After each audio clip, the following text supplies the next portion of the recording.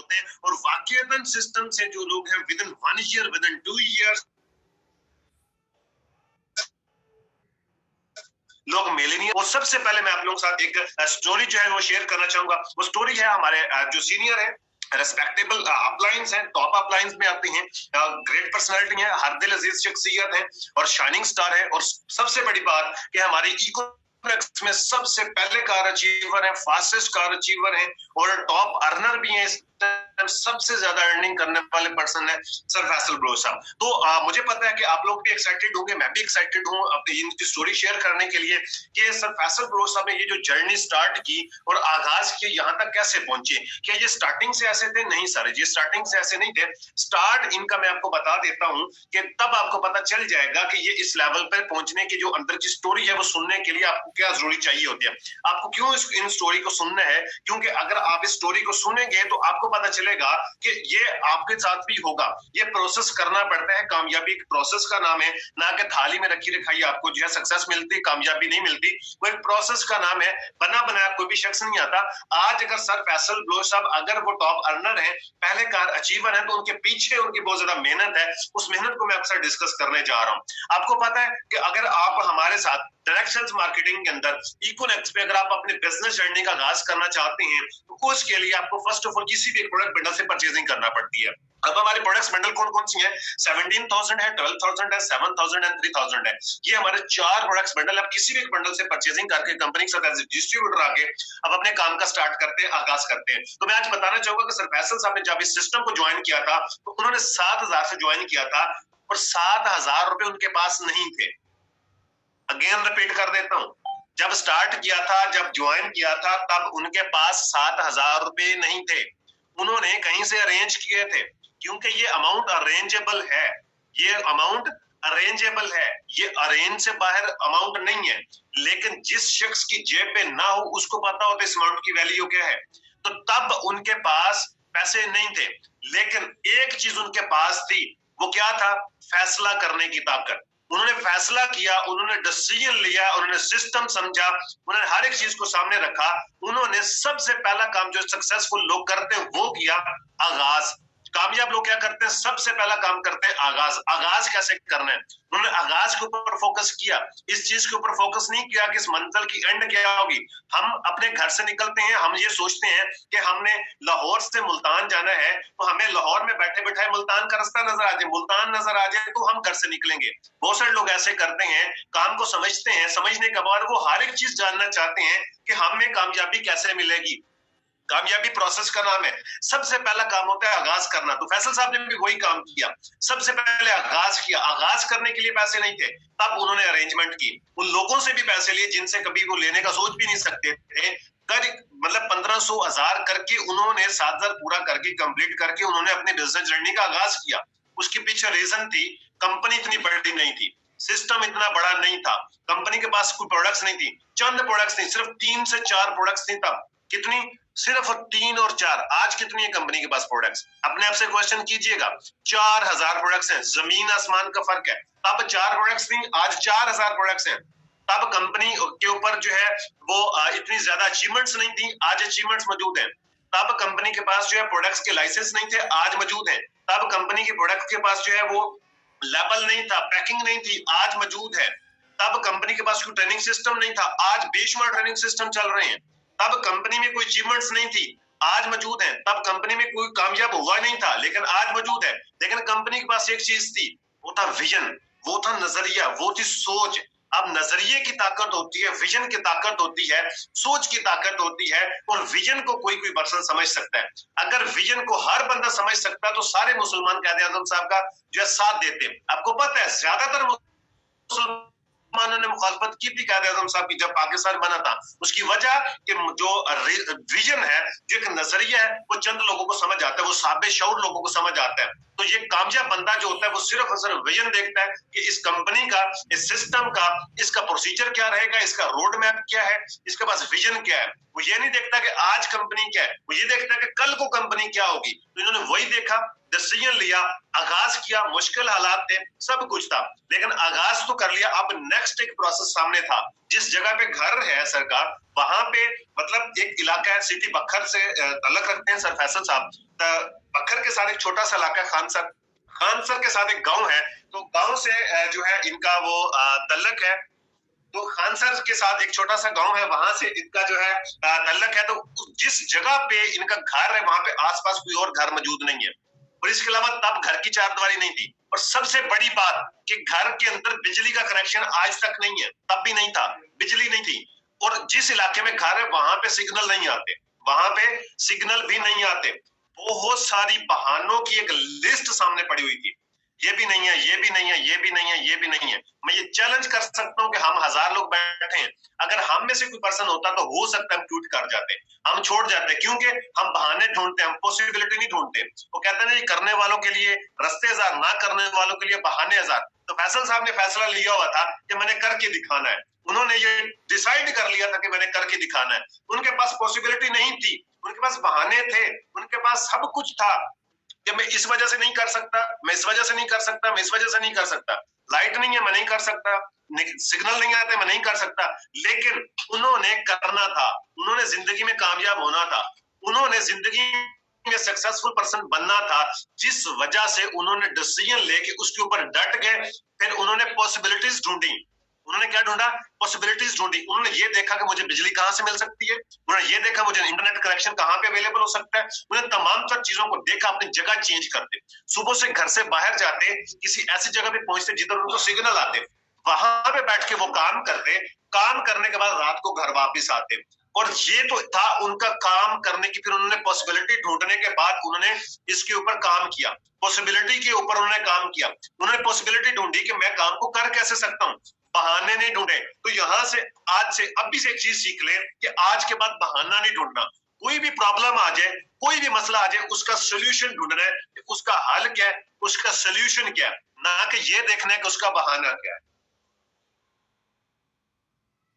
ठीक है जी, उसका बहाना क्या, ये नहीं देखना, आपने ये देखना कि इसका सोल्यूशन क्या है। क्योंकि सर फैसल बुल साहब की जर्नी से हमने सबसे पहले ये चीज सीखी कि सबसे पहले फैसला लेना सीखना है, उसके बाद जो आपके पास पॉसिबिलिटीज नहीं है तो वो पॉसिबिलिटीज आपने देखनी है, ढूंढनी है।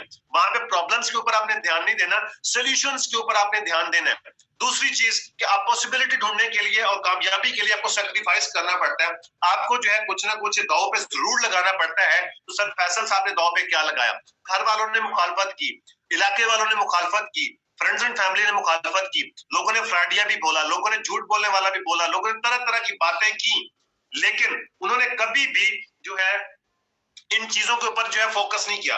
उन्होंने कभी भी लोगों की बातों की तरफ ध्यान नहीं दिया। लोगों का क्या है, बातें करते रहना, लोगों का काम क्या है, बातें करते रहना। अगर आप उनके लोगों की बातों पे ध्यान दे दोगे तो आप अपने रास्ते से भटक जाओगे। सर अपने रास्ते पे सिर्फ नजर रखो, रास्ते में आने वाली रुकावटों के ऊपर नजर ना रखो। रास्ते में लोग आते जाते रहेंगे और कल को यही लोग फैन हो जाएंगे। और मैं इसका चश्मदीद गवाह हूं, मैंने इस चीज देखी है कि वही लोग जो सर फैसल की मुखालफत करते थे आज वो इनके सबसे बड़े फैन है। आज इनकी एग्जाम्पल दी जाती है, इनकी कामयाबी की स्टोरियां सुनाई जाती हैं, बताया जाता है, इनसे मशवरे लिए जाती हैं। कब, जब वो कामयाब हो गए। अगर यही पर्सन, अगर सही सर फैसल साहब अगर उनकी बातों में आ जाते हैं तो आज ये भी कहीं ना कहीं पे कोई ना कोई मजदूरी या जॉब कर रहे होते, तो आज इनकी वो वैल्यू, इनकी कदर ना होती अगर ये लोगों की बातों में आ जाते। लेकिन इनका माइंडसेट तो कुछ और था, क्योंकि इनको नजरिए समझ आ चुकी थी, इसलिए इन्होंने लोगों की बातों पे ध्यान नहीं दिया और अपने काम से काम रखा। तो दिन रात एक करके मेहनत की, हर एक चीज को बर्दाश्त किया और उसके बाद इन्होंने ये कामयाबी समेटी है। तो थोड़ी सी कामयाबी मिलने के बाद इन्होंने फिर खान सर के ऊपर जो एक छोटा सा मतलब एक ऑफिस टाइप इन्होंने शॉप ली, वहां पे बैठ के इन्होंने काम करना शुरू किया। आज मैं आपको एक बात बता दूं, तब शॉप के अंदर, ऑफिस के अंदर रखने के लिए चेयर्स के लिए पैसे नहीं थे, तो इन्होंने नीचे बैठ के बिजनेस किया, नीचे बैठ के प्रेजेंटेशंस की हैं, नीचे बैठ के इन्होंने काम किया, तमाम तर काम जे फर्श पे बैठ के करते रहे। तब पैसे नहीं थे जेब में, लेकिन एक स्टेप ले लिया था कि करना है तो बस करना है। तो फिर मेहनत की, काम किया, थोड़े से पैसे हैं तो फिर खानसर से मूव होके सिटी बखर के अंदर आ गए। यहाँ पे एक रहाइश ले ली, एक जगह ले ली, लेकिन रेंट दे दिया, फिर खाने के लिए पैसे नहीं थे, फिर वापस जाना पड़ गया, कुछ दिन के लिए वापस जाना पड़ गया, फिर अपने इलाके में वापस चले गए, घर वापस चले गए, फिर उसी तरीके से जैसे स्टार्टिंग में काम करते उसी तरीके से काम किया, मेहनत की, एक हफ्ता 2 हफ्ता काम किया, उसके बाद पैसे दोबारा से फिर आ गए बखर में। और जब बखर में दोबारा से आए हैं और आज तक फिर उस तरीके से वापस नहीं गए। आज तक फिर उसी तरीके से वापस नहीं गए कि नाकाम होकर बंदा वापस जा रहा है या बंदे के पास पैसे नहीं है वापस जा रहा है। आज वो घर जाते हैं, इस चीज का मैं गवाऊं, एक दिन में घर जाते हैं तो 30 से 40 हजार रुपए उनका एक दिन का खर्चा हो जाता है जिस दिन भी घर जाते हैं। और एक टाइम था कि तब उनके पास जो ज्वाइनिंग करने के लिए पैसे नहीं थे, चेयर्स लेने के लिए पैसे नहीं थे, रेंट देने के लिए पैसे नहीं थे, खाना खाने के लिए पैसे नहीं थे, उन्होंने भूख प्यास काटी, सैक्रिफाइस किया, लोगों की बातों को सुना, जो है पॉसिबिलिटीज उनके पास नहीं थी, बहुत बड़े बहाने भी थे अगर वो लगाते, लेकिन उन्होंने इन सब चीजों को दूर रखा, अपने आप से दूर रखा, जस्ट फोकस किस पे किया, अपनी अचीवमेंट्स के ऊपर, जस्ट फोकस किस पे किया, अपनी मंजिल के ऊपर, जस्ट फोकस किस पे किया कि क्या वो बनना चाहते हैं, फोकस किसी पे किया, नजरिए के ऊपर किया। तो आज के बाद मैं ये समझता हूं कि ये स्टोरी सुनने के बाद आपका ये बहाना किसी भी किस्म का होगा तो वो खत्म हो गया होगा। और आज सर फैसल साहब जो है, मैं वो एक एक्चुअल अमाउंट तो नहीं बताऊंगा, लेकिन एक अमाउंट मैं आपको ऐसे जर्नल से बता देता हूं कि वो 4-5 लाख इजीली कमा लेते हैं। आज वो 25 लाख की गाड़ी में घूमते हैं, जिसकी आज नेट प्राइस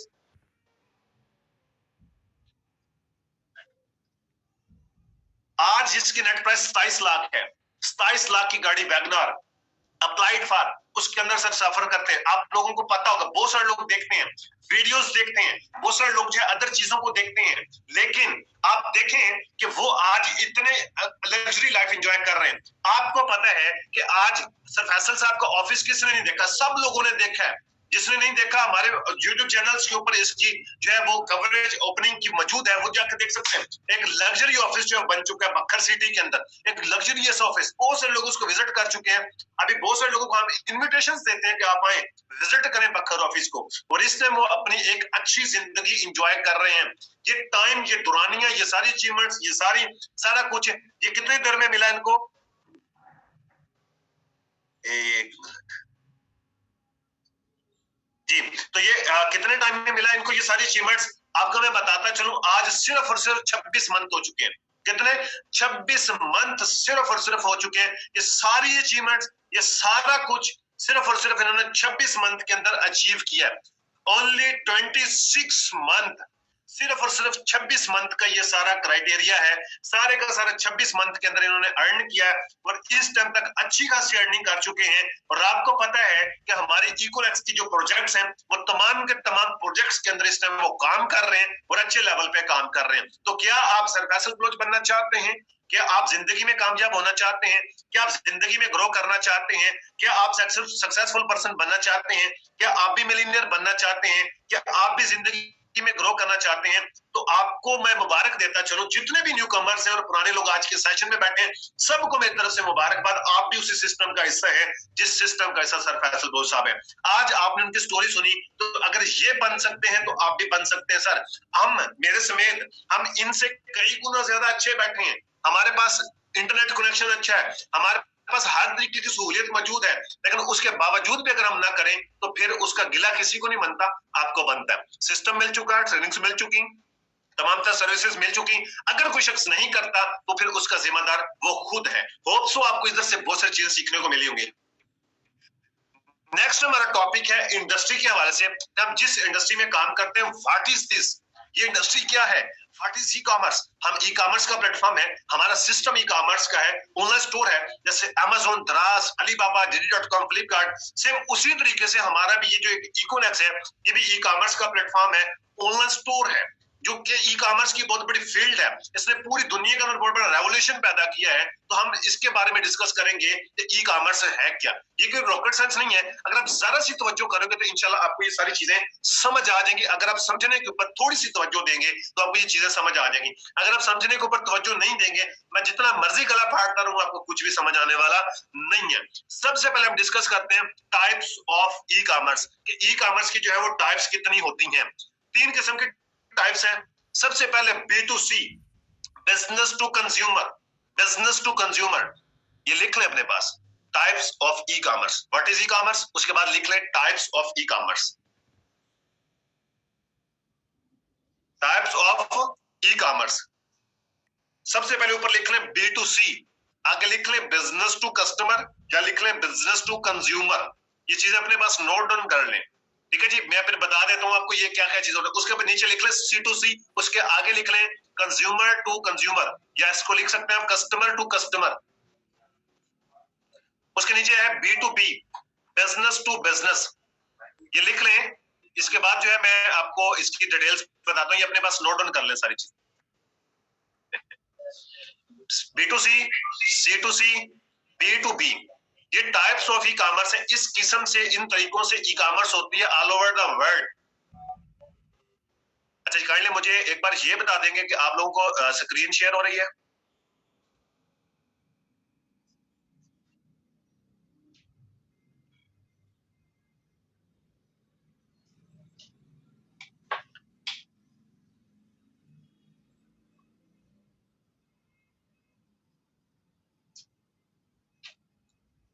स्क्रीन शेयर हो रही है जी? ठीक है, okay okay, thank you so much, बहुत शुक्रिया।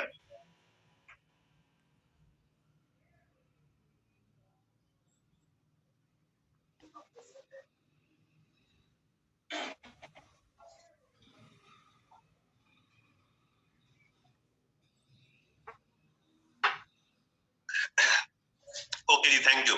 चैट बॉक्स को आप ऑफ कर देंगे।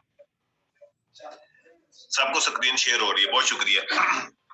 ये लिख लिया सबने अपने पास, B2C, C2C एंड B2B। अब इस चीज को समझ लेना कि ये क्या बुला है, ये क्या चीज होती है, कहां से मिलती है, कैसे खाई जाती है, इसको समझ लीजिएगा, अपने पास लिख लीजिएगा। सबसे पहले जो B2C है, ये होता है बिजनेस टू कंज्यूमर। एक्चुअल में जो ई कॉमर्स है ये बिजनेस होता है, इलेक्ट्रॉनिक बिजनेस होता है, जो इंटरनेट के थ्रू होता है, उसे इलेक्ट्रॉनिक बिजनेस कहा जाता है। ये उसकी कुछ टाइप्स होती हैं कि किस तरीके से किया जाता है। एक होता है बिजनेस टू कस्टमर, मतलब एक शॉपकीपर है, वो बिजनेसमैन है, एक जो कस्टमर है वो कंज्यूमर है, वो प्रोडक्ट परचेज करने वाला वो कस्टमर है जो कि प्रोडक्ट यूज करता है। अब इसी तरीके से ये शॉप्स ऑनलाइन भी होती हैं। इंटरनेट के थ्रू एक बिजनेसमैन अपने प्रोडक्ट्स बेचता है कंज्यूमर को, तो इसको कहते हैं B2C। ये B2C टाइप्स में आता है। और इसके अंदर अमेज़न काम करती है, इसके अंदर दराज काम करता है, ये सारे इसी के अंदर आ जाती है। मतलब अलीबाबा है, शॉपिफाई है, सॉरी अलीबाबा इसमें नहीं आता, शॉपिफाई आ जाता है, ईबे आ जाता है, दराज आ जाता है, वो सारे इसमें B2C में आते हैं। उसके बाद C2C, कस्टमर टू कस्टमर। अब इसमें क्या होता है कि ये दूसरी टाइप्स होती है बिजनेस की, कि एक कंज्यूमर अपनी प्रोडक्ट किसी दूसरे कंज्यूमर को बेच देता है। मतलब आप यूजर हैं, आपको बिजनेसमैन तो नहीं है, लेकिन आपके पास एक लैपटॉप है, आपके पास मोबाइल फोन है, जिस मीटिंग से, जिस लैपटॉप से, जिस मोबाइल फोन से आप आज की मीटिंग अटेंड कर रहे हैं, अगर आप इसको बेचना चाहें किसी कस्टमर को, आप फेसबुक के थ्रू बेच सकते हैं, आप ओएलएक्स के थ्रू बेच सकते हैं, आप व्हाट्सएप के थ्रू बेच सकते हैं। मतलब इंटरनेट के थ्रू अगर आप किसी दूसरे यूजर को बेचते हैं तो ये C2C टाइप कहलाता है। इसकी सबसे बड़ी मिसाल पाकिस्तान के अंदर OLX मौजूद है और फेसबुक की मार्केट प्लेस मौजूद है, और डिफरेंट किस्म के और भी यहाँ पे पाकिस्तान के अंदर मौजूद है। सबसे बड़ी दो मिसाल आपको मैंने बता दी जो कि C2C टाइप के अंदर बिजनेस करते हैं। उसके बाद है B2B, बिजनेस टू बिजनेस। अब यहाँ पे होता क्या है कि एक बिजनेसमैन अपनी प्रोडक्ट किसी दूसरे बिजनेसमैन को बेचता है। यहाँ पे बल्क क्वांटिटी के अंदर डील होती है, होलसेल के अंदर डील होती है। एक बिजनेसमैन किसी दूसरे बिजनेसमैन को प्रोडक्ट्स बेचता है, तो ये बिजनेस टू बिजनेस में आ जाता है। इसकी सबसे बड़ी मिसाल अलीबाबा है, चाइना की कंपनी है, डायरेक्ट जो है ई कॉमर्स का बहुत बड़ा प्लेटफॉर्म है, वो बिजनेस टू बिजनेस में डील करते हैं, वो इस टाइप के अंदर जो है काम करते हैं। और सबसे बड़ी मैं आपको बात बता दूं कि इकोनेक्स के अंदर आप B2C भी कर सकते हैं, आप यहाँ पे C2C भी कर सकते हैं, और आप यहाँ पे B2B भी कर सकते हैं। ये तीनों कैटेगरीज मौजूद है इकोनेक्स के अंदर। आगे हम बढ़ते हैं कि what is e commerce, introduction of e commerce क्या है। आपको थोड़ा सा मैं इसके हवाले से थोड़ी डेफिनेशन बता के क्लियर करने की कोशिश करूंगा कि ई कॉमर्स होती क्या है। सबसे पहले आप ये समझ लें ई क्या है और कॉमर्स क्या है। कॉमर्स के हवाले से हमारे पाकिस्तान में मिनिस्ट्री भी मौजूद है, और कॉमर्स का मतलब होता है बिजनेस। कॉमर्स का क्या मतलब होता है जी? बिजनेस। बिजनेस आप बिजनेस जो फिजिकल बिजनेस करते हो उसे बोलते हैं कॉमर्स, लेकिन साथ में जब ई लग जाता है तो फिर इसका मतलब होता है इंटरनेट, या फिर इसको आप इलेक्ट्रॉनिक कॉमर्स भी कह सकते हैं। क्या कह सकते हैं जी? Electronic commerce. मतलब ये जो इंटरनेट के थ्रू बिजनेस होता है उसे ई कॉमर्स बोला जाता है। इसकी सिंपल सी मैं मिसाल देता हूं, बल्कि आपको एक इसकी डेफिनेशन बता देता हूं, अपने पास लिख लीजिएगा कि आप इंटरनेट के थ्रू कोई भी प्रोडक्ट या कोई भी सर्विस इंटरनेट के थ्रू आप बेचते हैं या खरीदते हैं तो उसे ई कॉमर्स का मीडियम को यूज करते हुए किसी भी प्रोडक्ट को या किसी भी सर्विस को आप किसी को बेच देते हैं या खरीद लेते हैं, उसे ई कॉमर्स कहा जाता है। अब बहुत सारे लोग ये चीज सिखाने के लिए हजारों रुपए फीसें लेते हैं। आप पाकिस्तान के अंदर बेशुमार इंस्टीट्यूट, आपके आसपास में, आपके इलाके में बहुत सारे ऐसे इंस्टीट्यूट मौजूद हैं कि आपको पता है कि वो हजारों रुपए फीसें लेकर आपको ये चीज सिखाते हैं जो हम फ्री में सिखा रहे हैं, फ्री में बता रहे हैं। इंट्रोडक्शन ऑफ ई कॉमर्स क्या है जी? आप इंटरनेट मीडियम को यूज करते हुए कोई भी प्रोडक्ट या सर्विस किसी को सेल करते हैं या खरीदते हैं, उसे ई कॉमर्स कहा जाता है। और उसके बाद इसके कुछ एम्पावरमेंट्स हैं, मतलब अगर ये इतनी बड़ी इंडस्ट्री है, ये बिलियंस ऑफ डॉलर्स की इंडस्ट्री है, ये इतना बड़ा सिस्टम है, तो डेफिनेटली इसमें चंद लोगों ने खराबियां भी पैदा की होंगी। इसके कुछ एम्पावरमेंट्स हैं, इसके कुछ ड्रॉबैक्स हैं, इसके कुछ खामियां हैं जो कि सिस्टम के अंदर मौजूद हैं, जिस वजह से लोगों को कुछ नुकसान भी होता है। जिधर अच्छी चीजें होती हैं वहां बुरी चीजें भी होती हैं। मैं आपको मिसाल देता चलो, हमने ये मिसाल हर बार सुनी है कि जिधर अच्छे लोग होते हैं वहां बुरे तो जरूर होते हैं, तमाम जगह अच्छी नहीं होती, बुरी भी होती हैं। अब मैं आपको एग्जांपल देता हूँ, आपके पास एक ताकत है फैसला करने की, आपके पास क्या है जी, एक ताकत है, तो उस ताकत को यूज करते हुए आप फैसला कर सकते हैं। अच्छा, अब ये जरूरी नहीं है कि आप अच्छा फैसला करते हैं या बुरा करते हैं, लेकिन ताकत तो मौजूद है, उसका सही इस्तेमाल करें या गलत करें। अच्छा चले, आपने अपनी ताकत को सही इस्तेमाल किया, आपने सही फैसला ले लिया, आपने एक सिस्टम के साथ जुड़ गए, आपने एक सही फैसला करके आप एक सिस्टम के साथ जुड़ गए, आपका फैसला अच्छा हो गया, लेकिन आगे फिर दो चीजें आ जाती हैं, क्या आप उस फैसले को सही साबित कर सकते हैं? फिर वही चीज आ जाती है कि आप उस फैसले को मतलब सही साबित कर सकते हैं।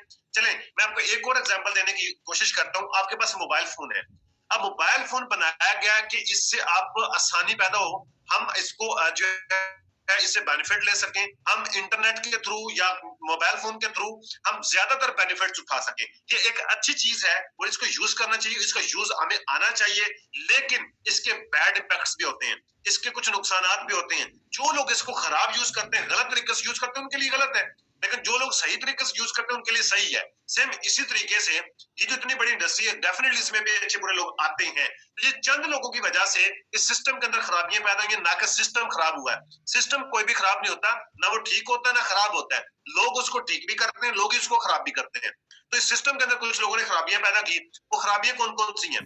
सबसे पहली बात, आप इंटरनेट के थ्रू कभी कोई प्रोडक्ट परचेज करते हैं, किसी ऐसे बंदे खाते चढ़ जाते हैं कि जिससे कोई लेना देना नहीं है, कोई बिजनेस करता नहीं है, जो सिर्फ लूट मार करता है, फ्रॉडिया किस्म का बंदा है। आप ऑनलाइन जाके शॉपिंग करते हैं तो वो आपको दिखाएगा कुछ और, बेचेगा कुछ और। आपको दिखाएगा पहाड़, भेजेगा आपको सिर्फ एक पत्थर। आपको दिखाएगा मोबाइल, भेजेगा सिर्फ एक चार्जर। आपको दिखाएगा पूरा एक ड्रेस 3 पीस, लेकिन आएगी आपके पास सिर्फ एक जैकेट। आपको दिखाएगा वो शर्टें मतलब ब्यूटीफुल वाली, लेकिन जब आपके पास मिलेंगी तो वो तो लुडेंजे की होंगी, मतलब वो लंडे की आपको जो है ना वो फिर मिलती हैं।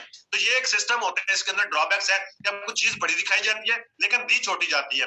उसके बाद इसके अंदर दूसरा बड़ा जो इसमें अंदर फॉल्ट है वो ये है कि यहाँ पे मनी का बहुत ज्यादा यहाँ पे मतलब मसला होता है। अब यहाँ पे होता यूं है कि एक कस्टमर है, या तो वो प्रोडक्ट्स मंगवा लेते हैं, उसके बाद पैसे नहीं भेजता, अपना नंबर बंद कर जाता है, या फिर दूसरी चीज ये भी है, या फिर दूसरी चीज ये होती है कि आप जो एक बिजनेसमैन है जो आपको प्रोडक्ट बेच रहा है, वो आपसे पैसे मंगवा लेता है, लेकिन उसके बाद आपको पैसे नहीं मतलब प्रोडक्ट्स नहीं बेचता।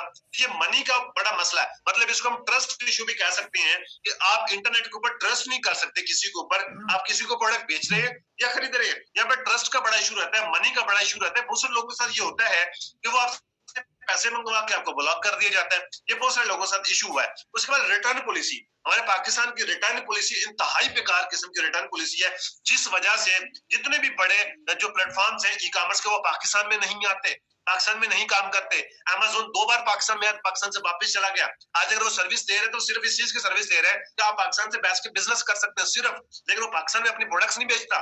आप अमेज़न पे बैठ के पाकिस्तान में प्रोडक्ट्स नहीं बेच सकते, पाकिस्तान के अंदर वो अपनी प्रोडक्ट सेल नहीं करता, ये रिटर्न पॉलिसी की वजह से। हालांकि वो बिलियंस ऑफ डॉलर्स की कंपनी है, रिटर्न पॉलिसी की वजह से यहाँ पे रिटर्न पॉलिसी इंतहाई बेकार किस्म की रिटर्न पॉलिसी हमारी। लेकिन आपको मैं बताता चलूं कि इकोनेक्स ने इन तमाम चीजों का हल निकाला। जितनी भी इसके अंदर एम्पायरमेंट्स हैं, जितनी भी इसके अंदर ड्रॉबैक्स है, उसका सोल्यूशन जो है इकोनेक्स ने दिया। क्योंकि जिस कौम को जो बंदा समझता है वही शख्स उसके ऊपर जो है काम कर सकता है, वही शख्स उसके ऊपर लेके आ सकता है। और बिजनेस का असूल भी यही है कि अगर आप बिजनेस करना चाहते हैं या आप अपनी कौम के लिए कुछ करना चाहते हैं तो अपनी कौम को वो करके दो जिसकी उसको जरूरत है। तो हमारे लोगों को जरूरत थी कि हमें कोई ऐसा प्लेटफॉर्म मिले जो कि one of the best platform हो, तो वो इकोनेक्स हमारे पास मौजूद है, जिसके अंदर आपको जो है ये जो चीज आपको दिखाई जाती है, जो चीज आपको बताई जाती है वही मिलती है। अगर नहीं तो आप कंपनी को वापस कर सकते हैं। यहाँ पे ट्रस्ट इशू नहीं होता, आप कैश ऑन डिलीवरी भी मंगवाते हैं, अगर आप पहले भी पेमेंट करते हो तो सिक्योर होती है। उसके बाद रिटर्न पॉलिसी हमारी 1 मंथ की है। अगर आपको ओरिजिनल प्रोडक्ट्स नहीं मिलती या आपको लगता है कि ये उस क्वालिटी की नहीं है, तो आप 1 मंथ के अंदर अंदर सिर्फ उसको रिटर्न कर सकते हैं। उसके बाद है potential of e commerce. E commerce की पोटेंशियल क्या है, ये सबसे बड़ी चीज है। इसको गौर से समझ लीजिएगा तो आपको समझ आ जाएगा कि इसकी ई कॉमर्स इंडस्ट्री की पावर क्या है। अभी ई कॉमर्स इंडस्ट्री क्या होती है? ये बाउंड्रीलेस इसको बिजनेस कहा जाता है। क्या कहा जाता है इसको जी? बाउंड्रीलेस बिजनेस कहा जाता है। इसके अंदर पूरी दुनिया आपके पास होती है। मैं आपको एग्जांपल देता हूं कि आपने अगर शॉप बनाई है फिजिकली आपके इलाके में, गली में, किसी भी एक चौराहे में या किसी भी जगह पे आपने एक छोटी सी शॉप अपने सिटी के अंदर, गांव के अंदर आपने बना ली। अब आपके पास कस्टमर कहां से आएंगे? जो आपके इलाके के हैं, जो आपके इर्द गिर्द के लोग हैं। सिर्फ वही कस्टमर आपके पास आएंगे, दूसरे सिटी का बंदा आपके पास नहीं आएगा। अब आप चाहते हैं कि आपका बिजनेस थोड़ा सा बढ़े, आप चाहते हैं कि साथ वाले सिटी के भी कस्टमर आपके पास आए, तो आप साथ वाले सिटी में आपको एक ब्रांच ओपन करनी पड़ेगी अपने बिजनेस की। जब आप अपने बिजनेस की साथ वाले सिटी में ब्रांच ओपन करेंगे तो आपको क्या होगा? जब आप साथ वाले सिटी में ब्रांच ओपन करते हैं तो आपको क्या होगा कि वहां से दूसरे सिटी के भी आपके पास कस्टमर आएंगे। अब आप ये चाहते हैं कि तीसरे सिटी के भी कस्टमर आपके पास आए, तो आपको क्या करना पड़ेगा? तीसरी सिटी के अंदर भी तीसरी पोटेंशियल जो है वहां पे आपको ब्रांच ओपन करना पड़ेगी सर। इस तरीके से आपका बिजनेस बढ़ेगा। लेकिन आपको वहां पे होगा क्या? आपको रेंट देना, पे करना पड़ेगा, आपको स्टाफ मैनेज करना पड़ेगा, आपको इतने ज्यादा अपने ब्रांचेस मैनेज करना पड़ेंगी, आपको जो है चेक एंड बैलेंस रखना पड़ेगा, स्टॉक मैनेज करना पड़ेगा, शॉर्ट सर्किट को देखना पड़ेगा, जो कि आपके साथ वहां पे नुकसान होता है उसको देखना पड़ेगा, आने जाने का खर्चा देखना पड़ेगा। उसके बाद आपको जो है दुकान का खर्चा है, खाने पीने का खर्चा, कस्टमर आते हैं उनकी देखभाल है, वो तमाम तरह खर्च आपके साथ खड़े हुए हैं। उसके बाद वहां पे फिर आपकी जो डिस्प्ले है उसके ऊपर आपका बहुत ज्यादा खर्चा होता है, इंटीरियर डेकोरेशन के ऊपर आपका ठीक ठाक खर्चा हो जाता है। जब आप कोई बिजनेस करते हैं उसके ऊपर आपका जो है बेहतरीन तरीके का खर्चा होता है, उतना आपकी दुकान के अंदर स्टॉक नहीं होता जितना आपके इंटीरियर डेकोरेशन के ऊपर खर्चा हुआ होता है। तो ये आपको जो फिजिकल बिजनेस करते हैं उसका बताया। लेकिन आप उसी को अगर इंटरनेट के ऊपर शिफ्ट कर लें तो ना आपको दुकान चाहिए, ना आपको कोई स्टाफ चाहिए, ना आपको किसी को रेंट पे करना है, ना कोई जो है इलेक्ट्रिक शॉर्ट का आपको कोई फर्क पड़ता है, ना ही आपने कोई कस्टमर को खाना पिलाना है, ना ही आपने कोई आने जाने का खर्चा करना है। आपके तमाम तरह खर्चात खत्म हो जाते हैं। एक्स्ट्रा जो हमारे होते हैं, सिर्फ जेन्युइन आपके पास जो खर्चात है वो बच जाते हैं। अब सबसे पहली बात तो ये। दूसरी चीज कि आपको यहाँ पे ब्रांच ओपन करने की जरूरत नहीं पड़ती। आप इंटरनेट पे आते हैं, अपनी शॉप क्रिएट करते हैं, अपनी प्रोडक्ट्स इनलिस्ट करते हैं, आपके पास पूरी दुनिया साथ। आपके पास आपका सिटी नहीं है, साथ वाले सिटी के भी कस्टमर आएंगे, साथ वाले सिटी को छोड़े पूरे सूबे के कस्टमर आएंगे, पूरे सूबे को भी छोड़े आपके पास पूरे पाकिस्तान से कस्टमर आएंगे, पूरे पाकिस्तान से क्या पूरी दुनिया से आपके पास कस्टमर आएंगे। ये जी पोटेंशियल ई कॉमर्स की। एक पोटेंशियल और बता देता हूँ इसकी। आप मेल हैं, आप फीमेल हैं, आप स्टूडेंट हैं, जॉब होल्डर्स हैं, बिजनेसमैन है, डिग्री है नहीं है, आप क्या है, काले हैं, सफेद हैं, शहर में रहते हैं, गांव में रहते हैं, पढ़े लिखे हैं, नहीं पढ़े लिखे, जो कुछ भी आप है, आप ये बिजनेस कर सकते हैं सर। आप ये बिजनेस कर सकते हैं। आपने इसके बारे से बहुत सारी सक्सेस स्टोरीज आपने यूट्यूब के ऊपर सुन रखी होंगी कि आज के दौर में जो छोटे छोटे बच्चे ई कॉमर्स प्लेटफॉर्म पे काम करके जो है वो मंथली 1.5 से 2 लाख इजीली कमा लेते हैं मैट्रिक के। तो आप तो फिर माशाल्लाह सब लोग समझदार बैठे हुए हैं। तो ये सिस्टम की पोटेंशियल है। आप स्टूडेंट हैं, आप स्टडी के साथ साथ इस बिजनेस को कर सकते हैं, आपको फुल टाइम देने की जरूरत नहीं है, आप 3 से 4 घंटे देकर काम को कर सकते हैं। अगर आप जॉब होल्डर है तो आप अपनी जॉब के साथ साथ इसको एक्स्ट्रा टाइम देकर काम कर सकते हैं। अगर आप बिजनेसमैन है तो अपने बिजनेस को ऑनलाइन शिफ्ट कर सकते हैं। अगर आप हाउसवाइफ है तो घर के कामों के साथ साथ इसको मैनेज कर सकते हैं। आपके पास कोई इसके अंदर वो नहीं है कि एक रुकावट हो के आप नहीं कर सकते। सर आप कर सकते हैं, सिर्फ आपने अपने माइंड से सोचना। तो ये सिस्टम की पोटेंशियल है कि आप जिस भी तरीके के आप इस सिस्टम में काम करके ग्रो कर सकते हैं। नेक्स्ट आगे है जी ई कॉमर्स इन पाकिस्तान। हम पाकिस्तान में रहते हैं तो हमें यह समझना है कि ई कॉमर्स पाकिस्तान में क्या है, तो तब भी हमें समझ आएगी कि ई कॉमर्स होती क्या है। सबसे पहली बात मैं आपको बता दूं कि पाकिस्तान इस टाइम तक ऑनलाइन अर्निंग करने में तीसरा बड़ा मुल्क बन चुका है। कितना जी? तीसरा बड़ा मुल्क बन चुका है पाकिस्तान इन ई कॉमर्स। पाकिस्तान जो तीसरे नंबर पे आ चुका है ऑनलाइन अर्निंग के हवाले से। तो मेरी और आपकी गुड लक है कि हम इसी मुल्क है पाकिस्तान के वासी हैं, यहाँ पे हम रहने वाले हैं, यहीं पे हम रहाइश पजीर हैं, हम इसी कंट्री के जो है वो शहरी हैं। तो आपकी और मेरी गुड लक है हम इस कंट्री के अंदर रहते हैं। लेकिन फिर भी अगर हम इस सिस्टम से जो है हम इससे इंट्रोड्यूस नहीं है, अगर हम इस सिस्टम के बारे में नहीं जानते, अगर हम इस सिस्टम से फायदा नहीं उठा रहे तो फिर हम बहुत बड़े खसारे में हैं। आज मेरी बात लिख लीजिएगा, अगर आप इस सिस्टम में नहीं है तो कल को आपको आना पड़ेगा, क्योंकि आने वाला टाइम ई कॉमर्स का है, आने वाला सिस्टम ई कॉमर्स का है। एक रिसर्च के मुताबिक 2030 तक 80% जॉब्स और 80% बिजनेस खत्म हो जाएंगे, तमाम के तमाम ऑनलाइन शिफ्ट हो जाएंगे। सो आगे आने वाला दौर ई कॉमर्स का है। अपने आप को अगर आप मेंटेन करना चाहते हैं, अपने आप को अगर आप ग्रो करवाना चाहते हैं, तो आपको उस सिस्टम में आना है जिस सिस्टम से आप जो है ग्रो करके आगे आ सकते हैं। अगर आप खुद को नहीं बदलोगे तो आप जिंदगी में आगे नहीं बढ़ सकते। नोकिया का किसने किसने सुना हुआ है? सबको पता है नोकिया का। अपने दौर में वो बादशाह था मार्केट का, अपने दौर का, लेकिन आज नहीं है। उसकी वजह क्योंकि उसने अपने आप को चेंज नहीं किया। उसके सीईओ ने जब लास्ट मीटिंग की तो वो रो पड़ा था। उसने यही कहा था कि हमने अपने आप को बदला नहीं, हमने अपने आप को चेंज नहीं किया, जिस वजह से मार्केट से आउट हो गए। आज नोकिया मार्केट से आउट है, उसकी वजह उसने खुद को नहीं बदला। तो आप भी आज फैसला कर लीजिएगा खुद को बदलना है, या फिर नोकिया की तरह एक टाइम आएगा कि आप भी जो कोलैप्स कर जाएंगे। आप कहेंगे जी मेरे पास तो पैसे नहीं है। तो अल्लाह माफ करे कोई ऐसी सिचुएशन आए, उससे पहले अपना डिसीजन सही करके आप इस सिस्टम के साथ, इस इंडस्ट्री के साथ जुड़े। मैं नहीं कहता आप इकोनॉमिक्स के साथ जुड़े, जिस भी इंडस्ट्री के साथ जुड़े, ई कॉमर्स के ऊपर आए। उसके बाद people's interest in e commerce in 10%। Pakistan में इस टाइम तक सिर्फ और सिर्फ 10% लोगों को पता है।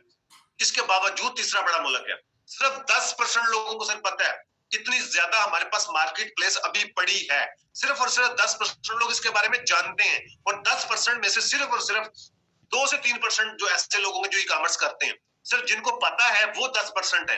और जो करते हैं वो करने वाले सिर्फ 4 से 5% हो सकते हैं, इससे ज्यादा नहीं है, जो कि यहाँ से अच्छी अर्निंग कर रहे हैं। और अगर आप इस सिस्टम में आना चाहते हैं, उसके लिए आपको जो पहला कदम उठाना है वो है जी learning. Learning is the first step of any success. कामयाबी के लिए जो पहला कदम है, वो सबसे पहला कदम जो होता है वो लर्निंग है। चाहे वो कोई भी इंडस्ट्री है, कोई भी इंडस्ट्री है, उसके लिए आपको जो पहला कदम उठाना है वो कौन सा है जी? लर्निंग। आपने लर्निंग करनी है। अब लर्निंग जब आप करेंगे, वहां से आपको क्या मिलेगा? स्किल। स्किल के बगैर दुनिया में कोई काम नहीं होता सर। आपको स्किल्स चाहिए होती हैं। स्किल्स हम प्रोवाइड कर रहे हैं, ट्रेनिंग्स हम प्रोवाइड कर रहे हैं, लर्निंग हम दे रहे हैं। जस्ट आपने सीखना है, लर्निंग एटीट्यूड अपने अंदर लेके आना है। स्किल्स लेनी है। स्किल्स आपको कहां से आएंगी?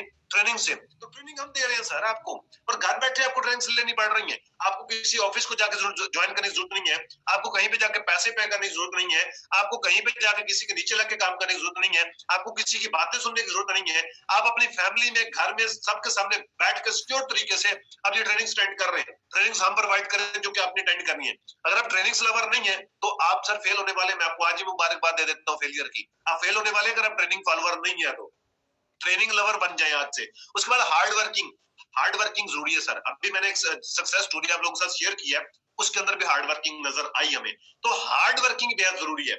अगर आपके अंदर हार्ड वर्किंग नहीं है, अगर आप हार्ड वर्क कर नहीं है, तो वो भी अपना काम हो जाएंगे सिस्टम के अंदर। उसके बाद सिंसियरिटी, मुखलिस। अपने फ्यूचर के साथ कितने मुखलिस है, अपनी जात के साथ कितने मुखलिस है, अपने घर वालों के साथ कितने मुखलिस हैं, अपने इलाके वालों के साथ कितने मुखलिस हैं, और सबसे बड़ी बात वो जो मैंने आपके कर दी, आप अपनी जात के साथ कितने मुखलिस हैं। सिंसियरिटी सर बहुत जरूरी है। अगर आप सिंसियर नहीं है तो ये कायनात आपको साथ लेकर नहीं चलती। कायनात बहुत सीरियस है। अगर आप नॉन सीरियस होंगे तो आप जिंदगी में कामयाब नहीं हो सकते। कायनात आपको अपने साथ चलाएगी नहीं। अगर आप जिंदगी में कामयाब होना चाहते हैं तो कायनात के हम आहंग होकर चलना पड़ेगा। तो कायनात सीरियस है, आज से आप भी सीरियस हो जाए। सिंसियरिटी होना जरूरी है। उसके बाद सबसे बड़ी भी जो चीज है वह सेल्फ बिलीव। आपको हर चीज का पता है, लेकिन आपने दिमाग से ये सोच लिया मैं नहीं कर सकता, तो मैं लिख के दे सकता हूं आप नहीं कर सकते। बेशक अगर आपके अंदर जो कुछ भी आप नहीं कर सकते, लेकिन अगर आपके पास कुछ भी नहीं है, आपने दिमाग से ये डिसीजन ले लिया कि मैं कर सकता हूं, तो फिर आप करके दिखा जाओगे। इसकी जिंदा मिसाल आज मैंने सक्सेस स्टोरी शेयर की सर फैसल बलूच साहब की। एक डिसीजन था, एक सेल्फ बिलीव था, अपने ऊपर यकीन था कि मैं कर जाऊंगा। अपने ऊपर बिलीव कब आता है? जब आपको कुल कायनात के मालिक अल्लाह ताला की जात के ऊपर आपको यकीन होता है, जब आपको ट्रस्ट होता है अल्लाह की जात के ऊपर, जब आपका तवक्कल कामल होता है, देन आपको सेल्फ बिलीव आता है। वो एक चीज बताई जाती थी कि अल्लाह ही काफी है, तो इसके बाद फिर कोई बात नहीं बच जाती, इसके पीछे की और चीज नहीं बच जाती। आपको अगर उस जात ने इस दुनिया में भेजा है तो डेफिनेटली आपके अंदर कुछ और रखा भी हुआ है। अगर आपको और मुझे अल्लाह ताला की जात पैदा ना करती, क्या इस कायनात को फर्क पड़ना था? कोई फर्क नहीं पड़ना था सर, कोई फर्क नहीं पड़ना था। लेकिन अगर आप आज आए हैं इसमें, हम कोई ऐसा करके जाएं कि हमारी आने वाली नस्लें इस चीज को याद रखें, तो कैसे हो सकता है? सेल्फ बिलीव से। अपने आप की जात के ऊपर यकीन करना सीख लें आज से, कि अगर आप ये ठान लें कि मैं कर सकता हूं तो आप कर जाएंगे। अगर आप ये मान लें कि मैं नहीं कर सकता, आप कभी भी नहीं कर सकते। आगे दूसरा बड़ा हमारा टॉपिक, तीसरा बड़ा सॉरी, जो कि ये भी हमारी इंडस्ट्री है, चूंकि इकोनॉमिक्स के अंदर दोनों इंडस्ट्रीज पाई जाती हैं, डायरेक्ट सेल्स मार्केटिंग भी और ई कॉमर्स भी। तो ये दूसरी इंडस्ट्री को डिस्कस करना भी बेहद जरूरी है। अभी ज्यादा टाइम नहीं लगेगा आपका, बस हम एंड की तरफ बढ़ रहे हैं, तो इस चीज को आपने लाजमी तौर पर समझ लेना है। लिख लें अपने पास, नेटवर्क मार्केटिंग। नेटवर्क मार्केटिंग, या आप इसको साथ में ये लिखें, direct sales marketing. Direct sales marketing.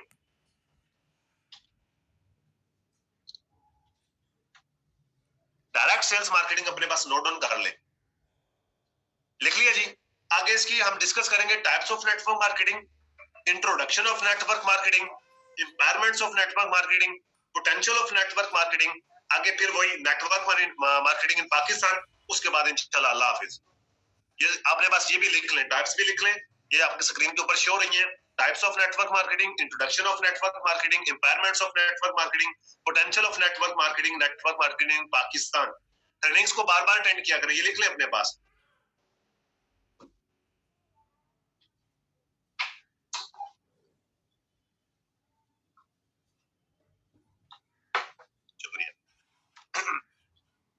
Trainings को बार बार अटेंड किया करें, आपको बहुत सारी चीजें न्यू सीखने को मिलती हैं, नए नए अल्फाज सीखने को मिलते हैं, नया नॉलेज आपके पास आता है। मुझे ये आपने नोट कर लिए होंगे।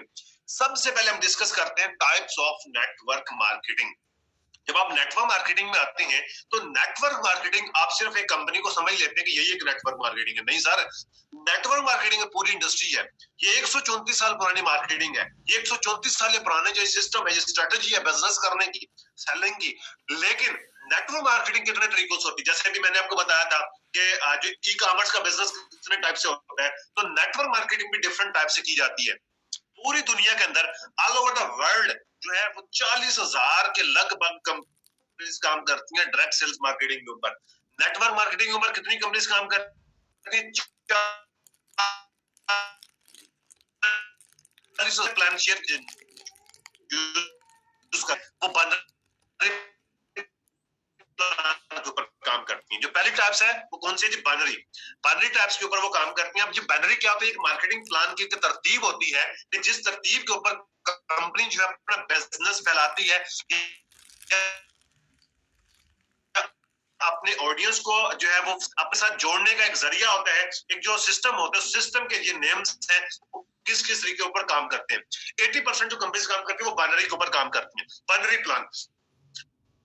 अब बाइनरी प्लान क्या होता है इसको समझ लीजिएगा, ये लिख ले अपने पास। बाइनरी प्लान होता है टू लग प्लान इसको कहा जाता है। क्योंकि network marketing person to person sale होती है तो इसके अंदर लोग जुड़ते हैं, एक दूसरे के साथ अटैच होते हैं as a distributor, as a business partner, as a user, वो एक दूसरे से कनेक्ट होते हैं सिस्टम के थ्रू। तो इसलिए टू लग प्लान होता है। ये दो लाइनों के अंदर कनेक्ट होते हैं, मतलब लेफ्ट और राइट। लेफ्ट और राइट आपके दो हाथ है, एक लेफ्ट साइड वाला एक राइट साइड वाला। सेम इसी तरीके से एक आपकी लेफ्ट साइड से लाइन चलती है, एक राइट साइड से लाइन चलती है। मतलब आप खड़े हैं सेंटर में, एक आपके लेफ्ट हैंड पे लाइन लगी हुई है, एक राइट हैंड पे लाइन लगी हुई है। तो इसको क्या बोलते हैं? Binary plan. अगर आप बराबर बराबर करते जाए, मतलब आप दोनों हाथ बराबर कर ले तो पेयर बन जाता है, उस पेयर को बाइनरी बोलते हैं। क्या बोलते हैं उसको? पेयर को बाइनरी बोलते हैं। जोड़ा, आपके दो पांव है वो आपकी बाइनरी है, वो आपका पेयर है, वो आपका जोड़ा है। ठीक है जी, जोड़े को पेयर बोलते हैं, बाइनरी बोलते हैं। ये बाइनरी प्लान होता है जो कि पेयर टू पेयर चलता है, मतलब आपके लेफ्ट और राइट कंप्लीट होता है तो आपको इनडायरेक्ट कमीशन आता है जो कि टीम के काम करने से आता है। ये बाइनरी प्लान जो 80% कंपनीज जो है बाइनरी प्लान के ऊपर काम करती हैं। लेकिन बाइनरी प्लान जो है वो आपका एक लिमिटेड सर्कल के ऊपर काम करता है। मिसाल करते हैं, वहां पे जो है आपको हर साल अपना पैकेज रिन्यू करना पड़ता है। आपकी हर साल जो है वो जो जितनी भी सेल है वो जीरो हो जाती है, हर साल आपकी जितनी भी टीम है वो जीरो हो जाती है, हर साल आपको जो है दोबारा से बिजनेस स्टार्ट करना पड़ता है। आपको पैकेज आपका एक्सपायर हो जाता है, आपको दोबारा से फिर पैकेज लगाना पड़ता है, जीरो से बिजनेस स्टार्ट करना पड़ता है। ये बाइनरी प्लान के अंदर होता है। 1 ईयर का आपका पैकेज होता है, उसके बाद आपको दोबारा से बिजनेस जीरो से शुरू करना पड़ता है। आपके जितने भी मतलब या तो आपके फिर जो एक पावर लाइन होती है, वीकर लाइन होती है, आपके तमाम के तमाम बिजनेस वॉल्यूम भी जीरो हो जाता है। आपका जो है पावर का बिजनेस वॉल्यूम जीरो हो जाता है। ये एक लेवल पे जाके होता है। ये बाइनरी प्लान के अंदर ये चीजें होती हैं। उसके बाद binary plus hybrid plan. Binary plus hybrid plan क्या होता है कि यहाँ पे 2 लाख प्लान होता है, लेकिन इसमें मैक्सिमम लोगों को ज्वाइन करवा सकते हैं। 2 लोगों को सिर्फ ज्वाइन नहीं करवा सकते, लेकिन इसमें लाइनें 2 ही होती हैं, लेफ्ट राइट। लेकिन आप अपने डायरेक्ट लेफ्ट राइट के ऊपर बेशुमार लोगों को ज्वाइन करवा सकते हैं। लेफ्ट साइड पे करवाएंगे, जो ऑलरेडी आपके साथ ज्वाइन है उनकी डाउन में जाएंगे, उसमें बेनिफिट होता है। अब इसमें 50% जो सपोर्ट आपको सीनियर की तरफ से मिलती है, 50% आपने काम खुद करना होता है। जो 50% काम आपने खुद करना है उसमें भी 30% सीनियर आपको सपोर्ट करते हैं सिखाने के लिए, और 20% जब आप काम करते हैं तो आपका काम बेहतरीन किस्म का हो जाता है। अब एक बड़ी इंपायर खड़ी कर सकते हैं। ये बाइनरी प्लस हाइब्रिड प्लान के अंदर होता है, और इसके अंदर हमारी इक्वेक्स काम करती है।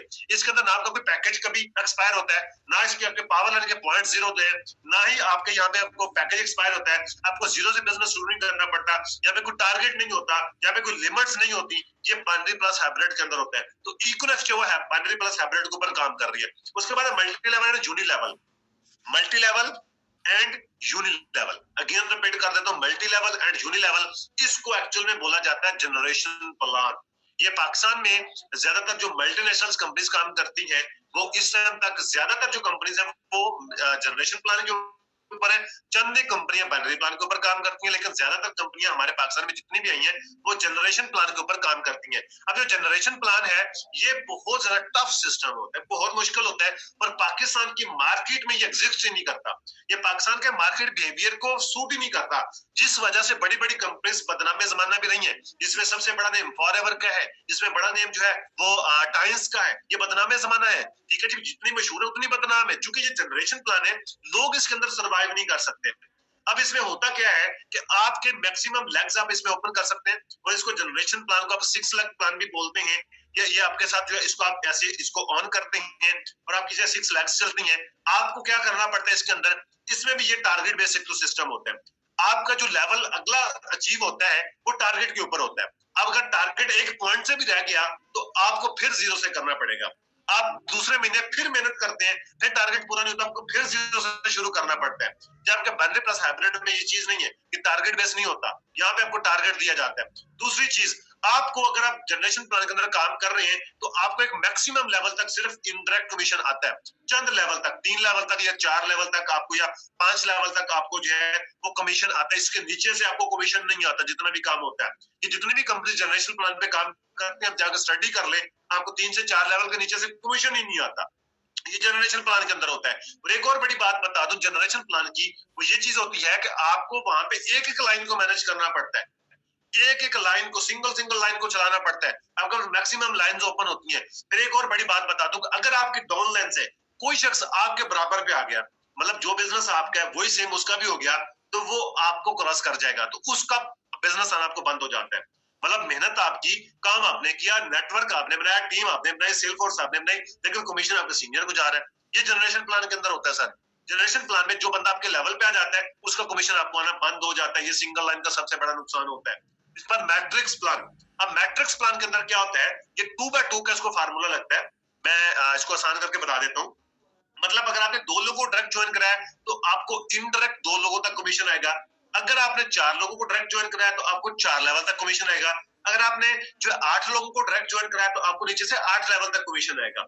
ये मैट्रिक्स प्लान होता है। और इसमें भी और भी बहुत सारी चीज, सेम चीजें जो इनमें है वो इसमें भी रहती हैं। इसमें भी पैकेज एक्सपायर हो जाता है, तमाम तर चीजें इसमें भी हो जाती हैं। ये मैट्रिक्स प्लान होता है। उसके बाद ऑटोनेट, ये सबसे जबरदस्त सिस्टम है, सबसे जबरदस्त सिस्टम, मतलब जिसमें सबसे ज्यादा लाल शरबत पिलाया जाता है लोगों को, सबसे ज्यादा लोगों को लालच दी जाती है।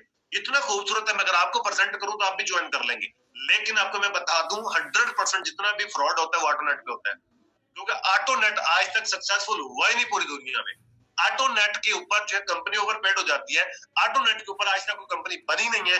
अगर कोई कंपनी बनी है तो वो फ्रॉड करने के लिए बनी है, फ्रॉड करके वो भाग गया, पैसा इकट्ठा किया, दैट्स इट, उनका कोई और काम नहीं होता। और ज्यादातर ऑटोनेट के ऊपर पहले तो कंपनी बनती नहीं है, अगर कोई बने तो उनके पास प्रोडक्ट्स ही नहीं होती, वो प्रोडक्ट्स बेस्ड कंपनी होती ही नहीं है। चलें ये मैट्रिक्स प्लान वाले, मल्टी लेवल वाले या यूनि लेवल में ये सारे प्रोडक्ट्स बेस्ड होते हैं, लेकिन ऑटोनेट वालों के पास कोई प्रोडक्ट्स नहीं होती। या तो ये कोई वेबसाइट होती है या कोई एप्लीकेशन होती है, ठीक है, या कोई अगर कंपनी हो भी तो उसके पास प्रोडक्ट्स नहीं होती। ये ऑटोनेट होता है। अच्छा, ऑटोनेट होता है कि इसको समझ लीजिएगा, मतलब आपने ज्वाइन किया, आपके ज्वाइन करने के बाद कोई भी बंदा ज्वाइन करेगा आपको डाउन में आएगा। अगर आप काम नहीं भी करेंगे तो आपको पैसे आएंगे। और इसके बाद अगर आपने काम किया, आपको पहले 3 लोगों का आपको कमीशन आएगा, चौथे को या 5वें का आपके सीनियर को जाएगा। एक लेवल होता है, एक सर्कल होता है, इसको सर्कल नेट भी बोलते हैं। वो जैसे सर्कल कंप्लीट होता है आपका कमीशन आपके सीनियर को चला जाता है। फिर एक सर्कल चलता है, वो कंप्लीट होता है, फिर आपका कमीशन जो आपके सीनियर को चला जाता है। ये इसके अंदर जो चीजें होती है, मतलब मेहनत आपकी, काम आपने किया, लेकिन कमीशन सीनियर को जा रहा है।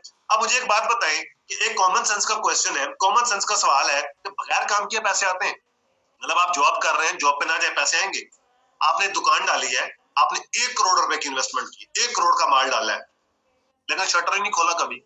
1 महीने बाद गए, गले के अंदर पैसे पड़े होंगे, दराज के अंदर पैसे पड़े होंगे? नहीं सर, आपको बिजनेस करना पड़ता है, काम करना पड़ता है, मेहनत करनी पड़ती है। ये लोग कहते हैं बगैर काम के पैसे आते हैं।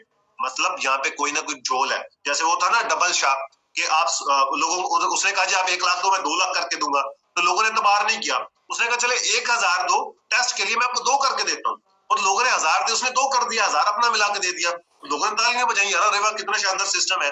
वो 2000 मिल गए, तो जब ट्रस्ट हो गया फिर उन्होंने 1 लाख डाला। जब 1 लाख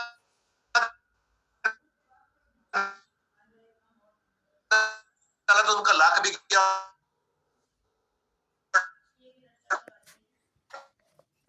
जितने भी 2 नंबरियां फ्रॉड लगते हुए, और बहुत सारे लोग उसकी तरफ जाते भी हैं, ललचाते भी हैं भी लोग ने, मतलब वो या तो ऑटोनेट पे काम कर रहे होंगे या फिर आगे हम जो डिस्कस करेंगे आरओआई पे, ये वाले लोग होते हैं जो नेगेटिविटी फैलाने का बायस बनते हैं, खुद गलत कंपनी चुनते हैं, खुद गलत सिस्टम पे जाते हैं, जब निकाम हो जाते हैं, जब लायबिलिटीज लोगों के ऊपर आ जाती हैं, जब लोग गला फाड़ते हैं आके इनका, जब इनके ऊपर आके लोग जो है वो प्रेशर डालते हैं, तब ये कहते हैं ये तो सिस्टम ही फ्रॉड है। अरे भाई सिस्टम फ्रॉड नहीं होता, सिस्टम गलत नहीं होता, तुम लोग गलत हो,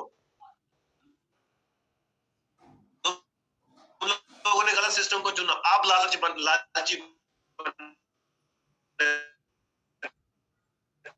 हम लालची नहीं। उसके बाद स्पाइडर नेट,